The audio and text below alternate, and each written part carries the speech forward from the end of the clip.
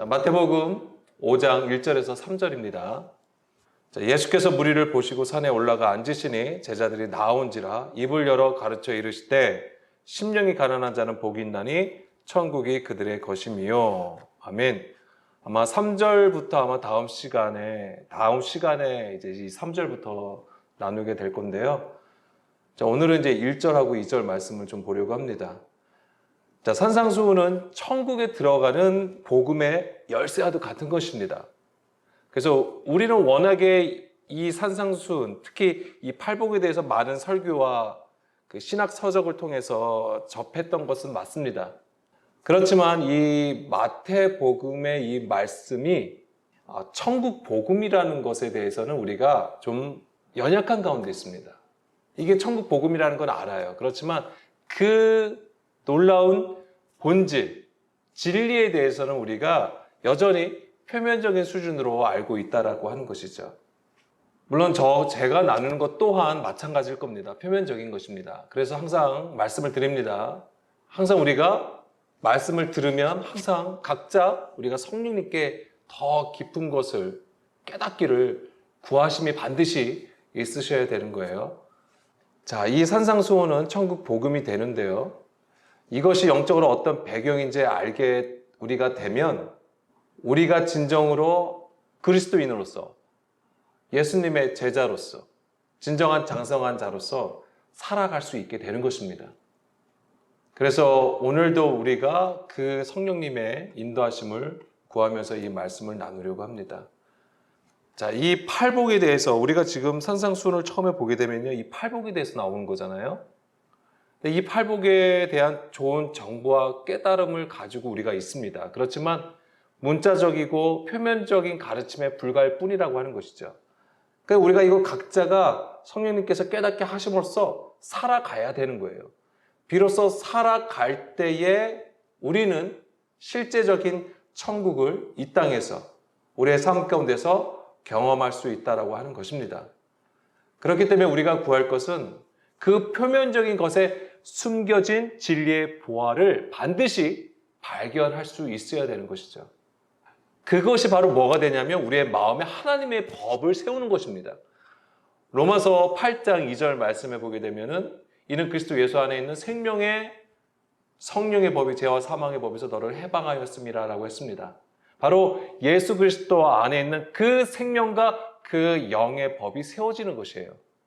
그 말씀을 들음으로써 우리는 이 산상수훈의 말씀이 하나님의 그 모든 말씀을 집약한 것이고 진리의 본질이라는 것을 반드시 깨달아야 됩니다. 어떤 지식으로 가지고 있는 게 아니에요. 자, 먼저 우리는 이 5장 1절에서 다시 보게 되면은 예수님 앞으로 나아가 말씀을 듣는 제자들을 먼저 보게 됩니다. 그 당시 예수님의 제자들이 특별한 것도 있었겠지만은 이 제자들이 보여주는 것은 바로 새 언약의 일꾼이라고 하는 것입니다. 그걸 상징하여 보여주는 것이죠. 고린도후서 3장 6절입니다. 그가 또한 우리를 새 언약의 일꾼 되기에 만족하게 하셨으니 율법 조문으로 하지 아니하고 오직 영으로 함이니 율법 조문은 죽이는 것이요 영은 살리는 것이니라.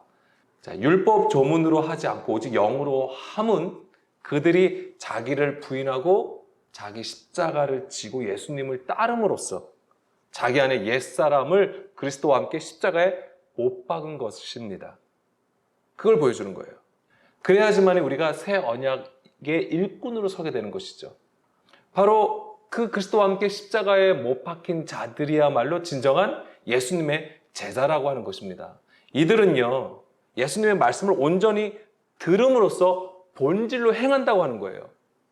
이것이 사실은 진정한 회개라고 하는 것이고요. 그리고 그것이야말로 천국으로 들어가는 것이 됩니다. 자, 예수님께서 공생애를 시작하시면서 하신 말씀이 바로 무엇입니까? 회개하라, 천국이 가까이 왔다라고 하신 거잖아요. 마태복음 4장 17절. 이게 왜냐면 제가 왜 이것을 말씀드리냐면 이어지는 거기 때문에 그래요. 바로 4장에서 그것을 말씀하시고 그 다음에 많은 무리들이 예수님께로 모이잖아요. 표적을 구하며 예수님께서 표적을 행하심으로써 많은 이들이 나오고 그 다음에 그 많은 무리들 가운데에 예수님께서 산에 올라가 말씀하실 때에 바로 제자들만 예수님의 얼굴 앞에 서는 것을 우리에게 보여주게 되는 것이잖아요. 자, 마태복음 다시 4장 17절 보면 회개하라고 했잖아요. 그러면은 여기서 회개하라는 것은 무엇이냐면 메타노에오라고 되어 있습니다. 메타가 의미하는 것은 연합을 뜻하는 거예요. 하나됨을 뜻하는 것입니다. 노에오, 마음을 두다인데 이 노에오는 누스라는 단어에서 나온 거예요. 누스가 뭐냐면 마음이란 뜻입니다. 그러면 이 회개, 메타노에오가 뜻하는 것은 무엇이냐면 하나님의 마음이에요. 아버지의 마음과 연합하는 것을 말하는 겁니다. 이게 회개예요. 물론 우리의 죄와 잘못을 낱낱이 하나님 앞에 고백하는 것도 회개의 모습이지요. 그렇지만 여기서 쓰인 단어를 보게 되면 하나님의 마음과 연합된 상태를 얘기하는 거예요. 그러면은 여기서 우리가 더 생각할 것은 뭐냐면 성경은 우리에게 무엇을 얘기해 주냐 이거죠. 회개가 아까 하나님의 그 마음과 연합하는 것이라면, 하나 되는 것이라면 성경은 우리를 무엇이라고, 어떤 존재인가를 얘기를 해준다고 하는 거예요. 그게 뭐예요? 우리가 죄인이라고 하는 것이죠. 처음에 죄인이 어떻게 나온 거죠? 어떻게 설명하고 있습니까? 성경에서는. 하나님께서 하나님의 형상으로 만드셨잖아요. 사람을 만드셨지만 하나님께서 생명나무를 먹기를 원하셨죠. 그렇지만 사람은 무엇을 먹게 됩니까? 선악을 알게 하는 나무를 취하여 먹게 되잖아요. 그래서 하나님과의 관계가 단절되어서 멀어지게 되는 거죠. 그것을 죄라고 성경은 우리에게 가르쳐 줍니다. 그리고 우리가 그러한 상태라고 하는 것을 말하고 있죠. 우리가 죄인이라고 하는 것이죠. 하나님과 멀어진 존재라고 하는 것입니다. 그래서 성경이 말하는 회개는 하나님의 뜻을 떠나 행하던 사람의 것으로부터 돌이켜서 주께로 나아가는 것을 말합니다. 그래서 우리의 길에서 돌이켜 하나님을 향하여 서는 것이죠. 그리고 가까이 나가는 거예요. 근데 그 가까이 나감은 하나님께서 정하신 길이에요. 주의 길로. 그리스도를 통하여 그 고난의 길로 우리에게 가르쳐 주신 거예요. 그것이 바로 말씀을 듣는 것인데 그것이 바로 자기를 부인하고 십자가를 지고 예수님을 따르는 것이죠. 동행하는 것입니다. 동행하는 것이에요. 예수 그리스도와 함께. 그래서 그것이 바로 구약에서는 헤렘이 되는 거예요. 헤렘. 완전한 진멸. 그것이 신약으로 그 용어를 대체하자면 바로 자기 부인됨이에요. 근데 그것은 반드시 그리스도의 십자가로 이루어진다라고 하는 것입니다. 그래서 우리가 그리스도와 함께 십자가에 못 박힐 때 그리스도께서 우리 안에 사시게 되고 그러면 그때부터 우리는 그리스도의 믿음으로 살아가게 되는 것이죠. 그러니까 산상수훈의 권능은 바로 거기 있는 것입니다. 단순하게 우리가 깨달아서 많이 아는 것에 있지 않아요. 반드시 그리스도를 통하여서 우리의 옛 구조가 십자가에 죽고 주의 말씀을 주의 마음과 하나가 되는 것입니다. 그래서 우리의 이 삶 가운데 가장 중요한 포인트가 뭐가 되냐면 바로 들음이에요. 믿음은 들음에서 나고 들음은 그리스도의 말씀으로 말미암았느니라. 그래서 우리가 그리스도의 그 말씀을 듣는 것이 너무나도 중요한 것입니다. 그래서 지금 제자들은 그 모습을 우리에게 보여주고 있는 것입니다. 다시 마태복음 5장 1절 보겠습니다. 자, 여기서 오늘 제목과 같이 산상수훈을 이해하는 그 영적 배경이 되는 것을 좀 보려고 하는데요. 자, 마태복음을 우리가 이해하기 위해서는 출애굽기를 아는 것이 너무나도 중요합니다. 이 마태복음은 그 구조가 출애굽기하고 매우 흡사해요. 예를 들면은 그 예수님이 태어나면서 고난이 닥쳤죠. 그 동방 박사들이 헤롯 왕에게 와가지고 메시아가 어디 있느냐고 했던 거잖아요. 왕이 어디서 났느냐. 그때 의연하게 있었지만은 그 다음에 동방 박사들이 자기를 거치지 않고 그냥 돌아갔을 때에 그가 한 일이 무엇입니까? 그 당시 아기들을 죽이잖아요. 근데 이것은 바로 모세가 날 때도 마찬가지라고 하는 거예요. 모세가 날 때도 바로가 이스라엘의 남자 아이들을 죽이게 되잖아요. 자, 그런 거하고도 겹치고요. 그리고 자, 예수님은 세례 요한에게 세례를 받습니다. 자, 이것은 이스라엘이 애굽에서 나온 다음에 광야로 행하잖아요. 그 광야로 들어가기 직전에 바로 무엇이 있었습니까? 홍해가 있었잖아요. 그 홍해를 걷는 것이 바로 세례를 보여주는 거예요. 그게 고린도전서 10장 1절, 2절 말씀에 기록하고 있습니다. 형제들아, 나는 너희가 알지 못하기를 원하지 아니하노니 우리 조상들이 다 구름 아래에 있고 바다 가운데로 지나며 모세에게 속하여 다 구름과 바다에서 침례를 받았다, 세례를 받았다라고 얘기를 하는 거잖아요. 이게 홍해를 건넌 것을 세례를 받은 것으로 지금 해석을 한 거예요. 그리고 예수님께서 광야에서 마귀에게 시험을 당하십니다. 그것은요, 이스라엘이 광야에서 또한 시험을 계속 받잖아요. 하나님께서 계속 시험을 하시는 거예요. 왜요? 이스라엘을 낮추시기 위해서. 그런 것들이 다 연결이 된다라고 하는 것입니다.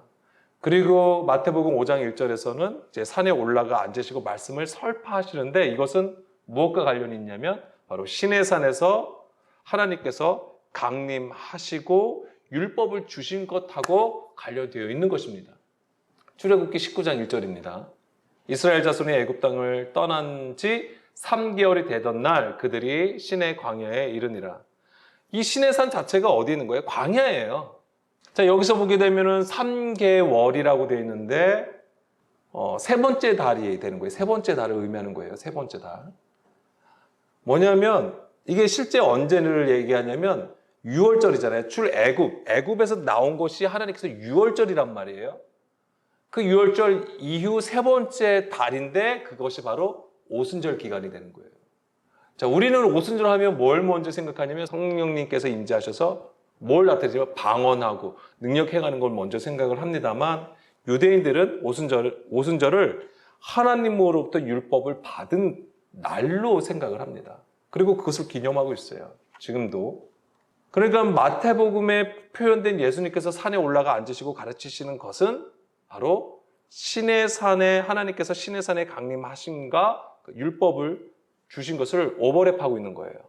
그리고 출애굽기 19장 10절에서 12절 말씀 보게 되면은 여호와께서 모세에게 이르시되 너는 백성에게로 가서 오늘과 내일 그들을 성결하게 하며 그들에게 옷을 빨게 하고 준비하게 하여 셋째 날을 기다리게 하라. 이는 셋째 날에 나 여호와가 온 백성의 목전에서 시내산에 강림할 것임이니 너는 백성을 위하여 주의 경계를 정하고 이르기를 너희는 삼가 산에 오르거나 그 경계를 침범하지 말지니 산을 침범하는 자는 반드시 죽임을 당할 것이라. 자, 오늘 우리는 어디에 있어야 됩니까? 바로 이 셋째 날의 지경에 있어야 되는 거예요.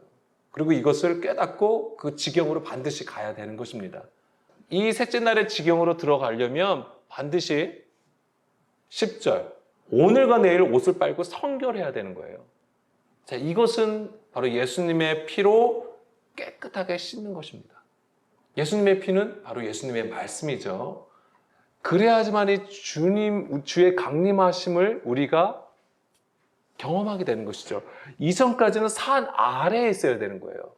그리고 하나님께서 그것을 경계를 치시잖아요. 왜냐하면 마음대로 내가 산을 올라가면 어떻게 된다고 하셨죠? 죽는다라고 말씀을 하셨잖아요. 이것은 매우 중요한 영적 그림이에요. 자, 예수님께서 말씀을 가르치실 때 제자들은 예수님을 따라 산에 올라가 예수님의 얼굴 앞으로 나아가 그 말씀을 받습니다. 그러니까 제자들은 그들이 정말 대단한 영적 수준에 이르렀기 때문에 바로 예수님 앞에 간 것을 말하는 게 아니에요. 제자라고 하는 거, 예수님의 제자가 가지고 있는 상징성을 사실은 보여주는 것입니다. 자, 제자들은 예수님의 얼굴 앞에서 말씀을 듣습니다. 그렇지만 제자들 말고 예수님을 따르는 수많은 무리가 있었어요. 그들은요, 산 안에 머물고 있음을 우리는 보게 되는 것이죠. 마태복음 5장 1절입니다. 예수께서 무리를 보시고, 자, 여기서 무리는 오클로스, 오합지졸이 되는 것이죠. 이스라엘이 애굽에서 나올 때에 뭐라고 했냐면 수많은 잡족이 나온다고 했어요. 그리고 그 수많은 잡족이 바로 시내산에 이르러서 말씀을 받는 거잖아요. 실제 하나님께서 시내산에 강림하실 때 그들은 하나님을 어떻게 맞이하게 되죠? 출애굽기 19장 16절입니다. 셋째 날 아침에 우레와 번개와 빽빽한 구름이 산 위에 있고 나팔 소리가 매우 크게 들리니 진중에 있는 모든 백성이 다 떨더라. 뭇 백성이 우레와 번개와 나팔 소리와 산의 연기를 본지라. 그들이 볼 때에 떨며 멀리 서서 모세에게 이르되 당신이 우리에게 말씀하소서 우리가 들으리이다. 하나님이 우리에게 말씀하시지 말게 하소서 우리가 죽을까 하나이다. 자, 우레, 번개, 빽빽한 구름, 그 다음에 산의 연기, 나팔 소리 다 무엇을 얘기하는가? 바로 하나님의 임재를 보여주는 거예요. 근데 이스라엘 자손들은 하나님께서 강림하실 때 자신들이 죽을 것 같다고 하면서 모세에게 하나님의 말씀을 대신 전해달라고 얘기를 하죠. 그 다음에 20절, 21절 모세가 백성에게 이르되 두려워하지 말라. 하나님이 임하심은 너희를 시험하고 너희로 경외하여 범죄하지 않게 하려 하심이라. 백성은 멀리 서 있고 모세는 하나님이 계시는 흑암으로 가까이 가니라. 모세는 하나님께 가까이 감을 보여주고 있어요. 반대로 백성들은 그렇지 않은 거죠. 멀리 있는 모습을 보여주죠. 자, 모세가 하나님께 가까이 간다는 것은 무엇을 얘기하냐면 하나님의 말씀을 듣는 것을 보여주고 있는 것이고요. 반대로 이스라엘 백성은 하나님과 멀리 있는 것이죠. 이것은 하나님의 말씀을 듣지 않는 것을 보여주는 것입니다. 지금 이것이 무엇을 보여주냐면 모세가 하나님께 가까이 감은 바로 제자들과 같은 모습을 보여주는 거예요. 그리고 반대로 이스라엘 백성들은 아까 신약에서 무리가 되는 것이죠. 오클로스. 다시 마태복음 5장 1절입니다. 자, 이 무리들은 마태복음 4장 23절부터 보게 되면 누구냐면은 예수님이 온 갈릴리를 두루 다니시면서 회당에서 가르치시고 복음을 전파하시고 병든 자와 모든 약한 것들을 다 고쳐주시잖아요. 그러니까는 당연히 예수님의 소문이 퍼졌겠죠. 모든 곳에 퍼졌을 겁니다. 그러면서 25절 갈릴리와 데가볼리와 예루살렘과 유대와 요단강 건너편에서 수많은 무리가 따른다고 되어 있잖아요. 바로 이들이에요. 자, 이들이 무엇을 말하는 것이냐면 바로 예수님의 표적을 구하는 자들이죠. 표적을 보고 따르는 자들을 얘기하는 것입니다. 그러니까 이들이 나쁘다고 하는 게 아니라 뭘 보여주냐면 마태복음에서는 제자들과 반대되는 것을 보여주는 거예요. 제자들은 주의 얼굴 앞에서 말씀을 듣는 자들을 얘기하는 것이고 이 무리들은 산 아래에 있는 자들인데 이들은 바로 예수님을 보고는 있어요. 예수님을 따라요. 다만 뭐예요? 표적을 구하는 자들이라고 하는 것이죠. 그러니까 그 말씀을 듣고 깨닫지 못하는 구조 가운데에 있는 것을 보여준다라고 하는 것입니다. 현실적인 문제에 부딪혀서 그것을 구하는 거예요. 자, 예수님은 요한복음 6장 26절 보겠습니다. 자, 너희가 나를 찾는 것은 표적을 본 까닭이 아니요 떡을 먹고 배부른 까닭이다. 이게 현실적인 문제 해결이 된 거잖아요. 떡을 먹고 배부른 상태. 여기서 표적이라고 하는 것은 바로 하나님의 일을 보질 않는다라고 하는 얘기예요. 이것이 바로 이제 오병이어 사건 이후에 더욱 많은 무리가 예수님을 쫓는 것을 두고 하신 말씀이에요. 예수님께서는 실제로 허기진 자들을 위하여 양식을 주시죠. 그렇지만 많은 사람들은 그것이 하나님 나라의 일인 것을 깨닫지 못해요. 29절이요. 이것이 하나님의 일이라는 것을 알지 못하는 것이죠. 뭐에 지금 집중했냐면 내가 지금 배고픈 것을 배부름으로 바꾼 것에만 집중되어 있기 때문에 정말 예수님께서 우리에게 말씀하시고자 하는 그 음성을 듣지 못하는 거예요. 뭐에 취했기 때문에? 배부름에 취했기 때문에. 이것은 무엇과 같냐면 바로 사람의 계명을 듣고 내가 지금 힘든 거니까 위로받고 내가 슬프니까 위로받고 뭔가 좋은 메시지를 나누고 그러면서 스스로 만족해하고 스스로 그거에 대해서 기뻐하고 스스로 위로받고 이런 상태에 있는 것을 보여주는 것이죠. 그러면서 이 요한복음 6장에서 예수님은 계속해서 무엇을 말씀해 주셨냐면 출애굽한 이스라엘이 강에서 만나를 먹은 것은 하늘로부터 실제로 배불러 육신의 생명을 연명하는 떡을 주신 것이 아니다라고 말씀을 하세요. 오히려 하늘에서 내려 생명을 주시는 것이다라고 가르쳐 주십니다. 그리고 말씀하시죠. 예수님 자신이 그 생명의 떡이라고 말씀을 하시는 겁니다. 그것이 48절부터 보게 되면 내가 곧 생명의 떡이니라. 너희 조상들은 광야에서 만나를 먹었어도 죽었거니와 이는 하늘에서 내려오는 떡이니 사람으로 하여금 먹고 죽지 아니하게 하는 것이니라. 나는 하늘에서 내려온 살아있는 떡이니 사람이 이 떡을 먹으면 영생하리라. 여기서 영생이 바로 하나님 나라예요. 천국입니다. 내가 줄 떡은 곧 세상의 생명을 위한 내 살이니라 하시니라. 아멘. 자, 오병이어의 기적으로 많은 무리들이 배부르게 먹습니다. 그런데요, 이 표적 이후에 남은 조각들이 있어요. 그 남은 조각들을 누가 걷습니까? 제자들이 걷는 거예요. 그리고 물론 뒤에 보면은 제자들이 그 남은 조각 안 가져온 것 때문에 또 예수님 앞에 또 내가 그렇게 깨닫지 못하느냐라고 책망을 받기는 하는데, 어쨌든 간에 제자라고 하는 것은 바로 그 남은 것을 취하여 광주리에 담는 자가 되는 것이죠. 남는 것이 무엇입니까? 테르시오, 탁월한 것이라는 뜻인데 바로 예수님의 그 영의 말씀을 가리키는 거예요. 그거를 소유하고 가질 수 있는 자가 바로 제자라고 하는 것입니다. 물론 제자들도 여전히 오순절이 오기 전까지는 육신에 속하여 자기의 뜻을 구하는 자들이 됩니다. 그렇지만은 바로 이제 제자라는 구조, 예수님의 제자라는 구조와 이제 무리라는 구조를 대조해서 우리에게 성경은 가르쳐주고 있는 것이죠. 그래서 제자들은 반석 위에 집을 지은 지혜로운 자와도 같습니다. 마태복음 7장 24절, 25절 말씀이죠. 그 집을 반석 위에 지은 지혜로운 사람. 자, 그 집을 반석 위에 짓는다고 하는 것은 바로 예수님의 그 말씀을 듣고 행하는 자라고 하는 것이죠. 이게 뭐냐면 행함 있는 믿음이에요. 반대로 표적을 바라는 무리들은 바로 모래 위에 집을 지은 어리석은 자를 보여줍니다. 26, 27절 말씀이죠. 그래서 모래 위에 지은 그 어리석음이라고 하는 것은 예수님의 말씀을 듣고 행하지 않는 것이죠. 그래서 행함이 없는 믿음을 가진 자들을 가리키는 거예요. 다시 마태복음 5장 1절입니다.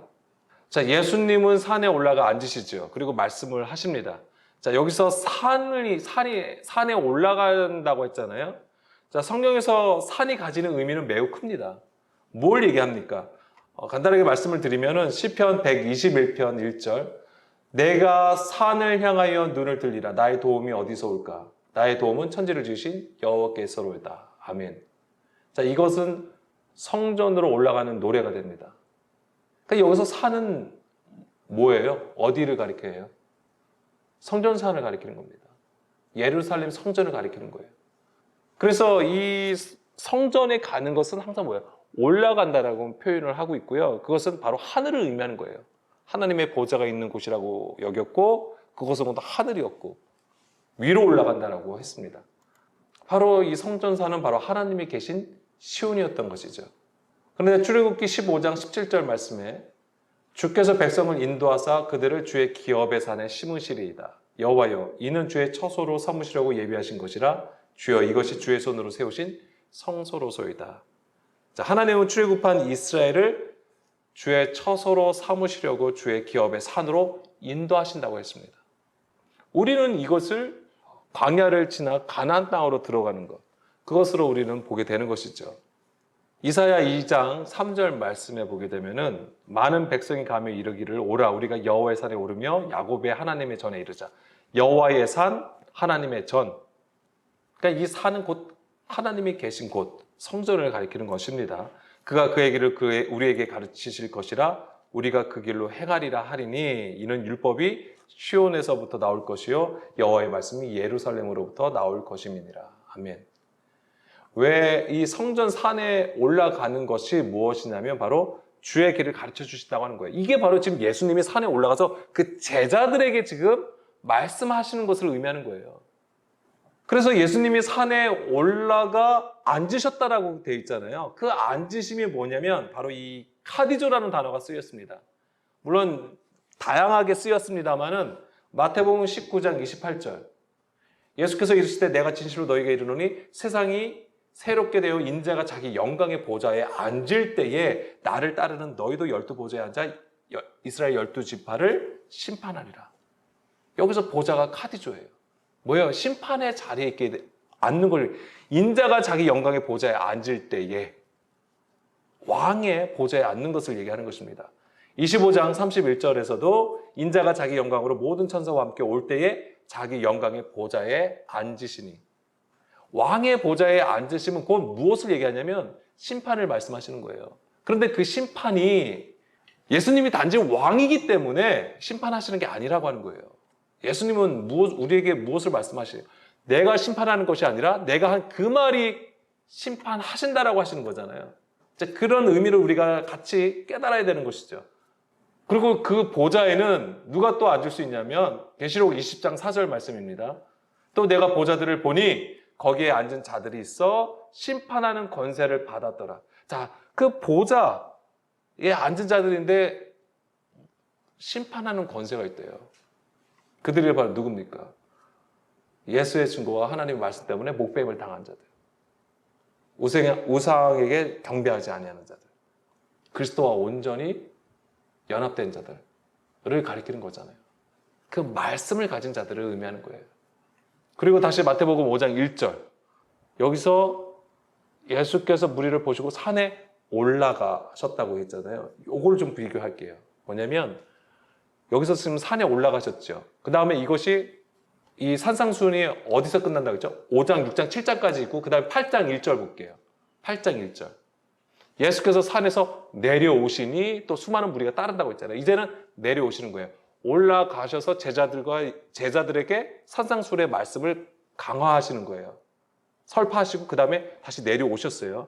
다시 마태복음 5장 1절 다시 돌아갈게요. 여기서 올라가다가 아나바이노라고 했어요. 아나바이노. 이게 이제 올라가다 일어나다라는 뜻이에요.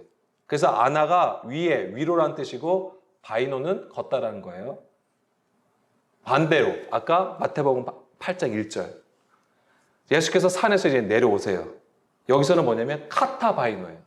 앞에서는 아까 아나바이노, 여기서는 카타바이노. 이 카타바이노에서 카타는 뭐예요? 당연히 아래라는 뜻을 가지고 있는 것이죠. 아나바이노는 위에 올라간 것을 얘기하는 것이죠. 근데 여기서는 뭐가 이러냐면 예수님이 말씀을 하시는 거예요. 그 입을 열어 말씀을 하시는 거예요. 그 상태, 입을 열어서 우리에게 그 복음을 말씀하여 주시는 상태.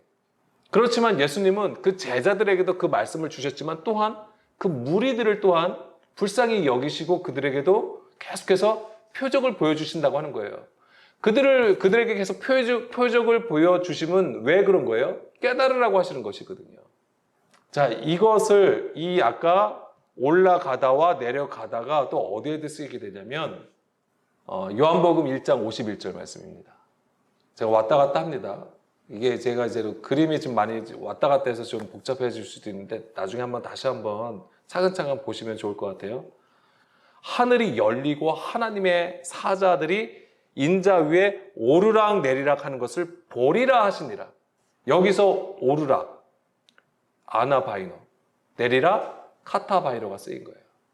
이 오르락 내리락이 보여주는 게 뭐냐면 바로 하늘이 열렸다고 하는 거예요. 하늘이 열린 거. 이 하늘이 열림이 무엇이냐면 바로 예수님께서 입을 열었다고 하는 거예요.